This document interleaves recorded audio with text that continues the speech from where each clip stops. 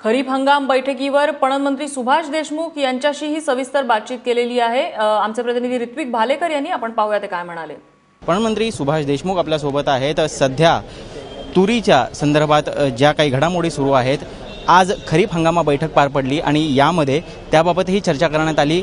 आपण मंत्र्यांनाच विचारूयात, मला सांगा, खरीप हंगामा आढावा बैठक घेण्यात आली, पुढचं नियोजन यामध्ये याचा आराखडा आज चर्चेला गेला, मात्र तुरीच्या संदर्भात आता जी परिस्थिती शेतकऱ्यांवर ओढवलेली आहे त्यासाठी नेमका काय उपाययोजना करणार आहात याबाबत काही चर्चा झाली का?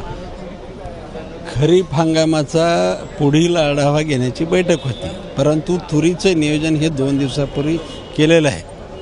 देशामध्ये विक्रमी उत्पादन तुरीचं झालेलं आहे। गेल्या 10 ते 15 वर्षामध्ये कधीही एवढी तूर खरेदी केली नाही।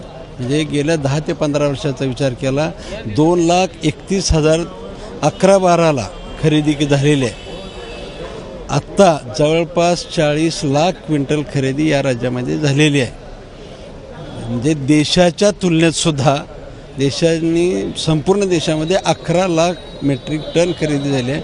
आपल्या इथं जवळपास 4 लाख मेट्रिक टन झालेले आहे। म्हणजे 40 लाख क्विंटल या राज्यानं खरेदी केलेली आहे। नाफेडनी आत्तापर्यंतच्या 15 वर्षाच्या इतिहासामध्ये 15 मार्चशिवाय कधीही मुदत वाढवून दिलेली नव्हती, पण राज्याच्या मुख्यमंत्र्यांनी 15 मार्चची मुदत परत 31 मार्चपर्यंत वाढवून घेतली।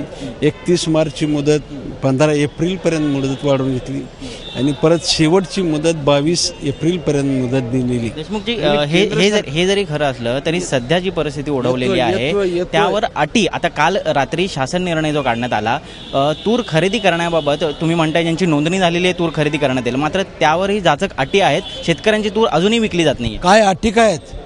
अटी एकच आहेत, शेतकऱ्याचा सातबाराचा बघायचा, ज्याची नोंद आहे त्यांनी जर सातबाऱ्यावरती नोंद आहे त्याचीच तूर आहे का नाही बघायचं आहे। आज अनेकांच्या मनामध्ये शंकाचा निर्माण आहे की ही तूर शेतकऱ्याची नसून व्यापाऱ्याची तूर मोठ्या प्रमाणात आहे आणि व्यापारी ह्याचा गैरफायदा घेत आहे।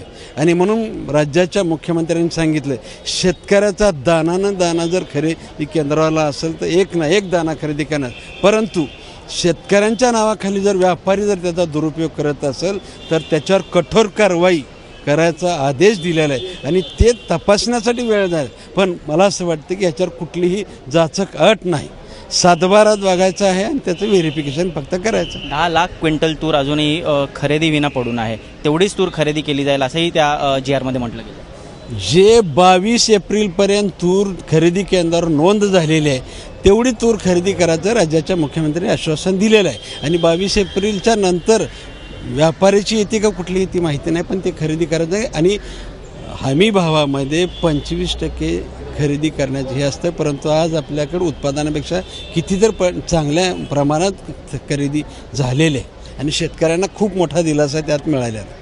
तुरीचा जो नजरअंदाजाचा आकडा समोर आलेला आहे त्यामध्ये असं स्पष्ट होतं आहे की अधिकाऱ्यांनी त्यामध्ये घोडचूक केलेली आहे, त्यांचा कुठेतरी ढिसाळ कारभार जो आहे त्यामुळे ही परिस्थिती ओढवलेली आहे। त्या अधिकाऱ्यांवरती सुद्धा कारवाई होणार आहे का? मी तेच सांगतोय, सातबारे बघून आत्ता जी शेतकऱ्यांची खरेदी केंद्रावर जी तूर आहे ज्यांची नोंद झालेली आहे त्यांनी कुठल्या शेतकऱ्यांच्या नावावर नोंद झालेली आहे त्याचा शेतकऱ्याच्या सातबाऱ्यावरती तूर पेऱ्याची नोंद आहे का आणि सरासरी किती एकर नोंद आहे आणि सरासरी एकरी उत्पादन किती येतं आहे त्या हिशोबानं जर असेल तर त्याची तूर खरेदी केली जाईल।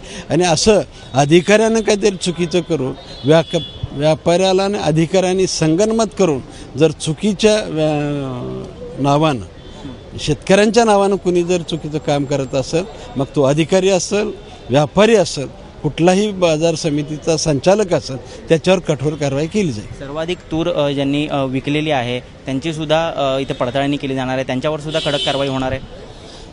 राज्याच्या मुख्यमंत्र्यांनी सांगितलेलं आहे, रँडमली 10% चौकशी करायचे आदेश जिल्हाधिकाऱ्याला दिलेले आहेत, सहकार विभागाला दिलेले आहेत आणि ती रँडमली चौकशी केल्यानंतर जर तसं आढळलं तर नक्की त्याच्या दोषीवरती कारवाई केली जाईल।